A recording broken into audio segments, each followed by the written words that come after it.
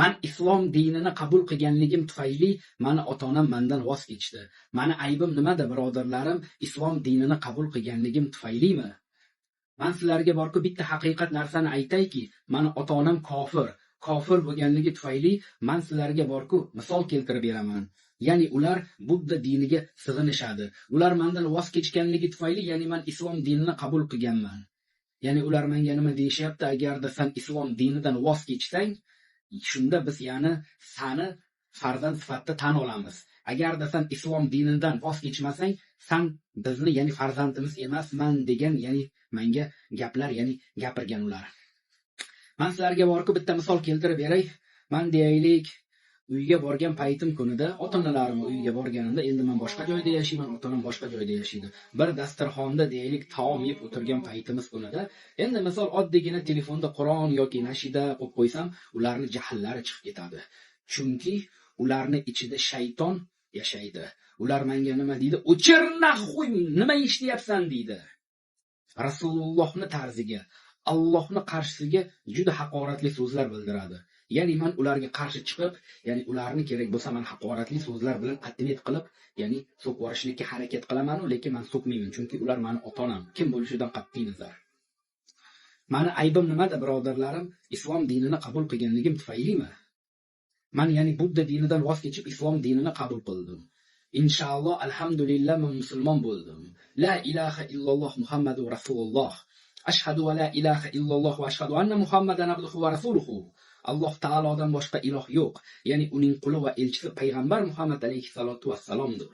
Meni iymonim bor. Men iymonimni borku hech qachon, ya'ni Budda diniga men alishmayman. Rasul akram sallallohu alayhi va sallamning bir ushbu muborak hadislari bor.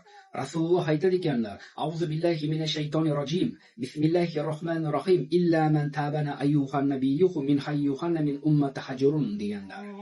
Qaysi bir inson, u inson kim bo'lishidan qat'iy nazar, agarda bu dunyoda boshqa din vakili bo'lib turib, ya'ni islom dinini tan olmasa, Robbisini Alloh deb tan olmasa, ya'ni ana shu inson behisobsiz jahannamga kirib yonadi deb aytadi ekanlar. Chunki islom dini jannatga olib kirib ketuvchi din hisoblanadi. Boshqa dinlarga ishonmash kerak. Ya'ni jamiki xristian bo'ladimi, buddizm bo'ladimi, ateizm bo'ladimi, hinduizm bo'ladimi, qanaqa din bo'lishidan qat'iy nazar, ya'ni deylik eng haq din bu islom dini hisoblanadi-dur. Chunki islom diniga qarshi chiqqan insonni kallasi ketadi. Bu haqiqatan shunaqa. Shuning uchun men har doim tasanno qolaman, joy namozimni ustida turib namoz o'qib turgan paytim kunida Parvardigori olamdan yolvorib so'rayman: "Ya Robbi," deyman, "meni ota-onamni ham qalbiga iymon bergin, chunki ular seni tarzingda juda haqoratli so'zlar bildiradi. Sen ko'rib turibsan, bilib turibsan, eshitib turibsan, nimaga sen iymon bermaysan?" deyman-da men. Iloyim, meni ota-onalarimga ham insoflik kirgizgin deb har doim duo qilaman. Inshaalloh Xudo xolasa meni ota-onam ham ya'ni islom dinini tan olib, islom diniga kirsa, men juda xursand bo'laman. Chunki men ularni Budda isqir diniga men hech qachon, ya'ni men o'tmayman. Chunki men alhamdulillah musulmonman, ya'ni men islom dinidamandir. Hozir o'zi haqiqatan ham shunaqa, birodarlar, hozir men yolg'izman.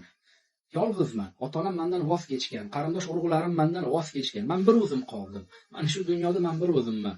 Ikkita singlim bor, ikkita singlim bilan oqibatim yaxshi, Xudoga shukr.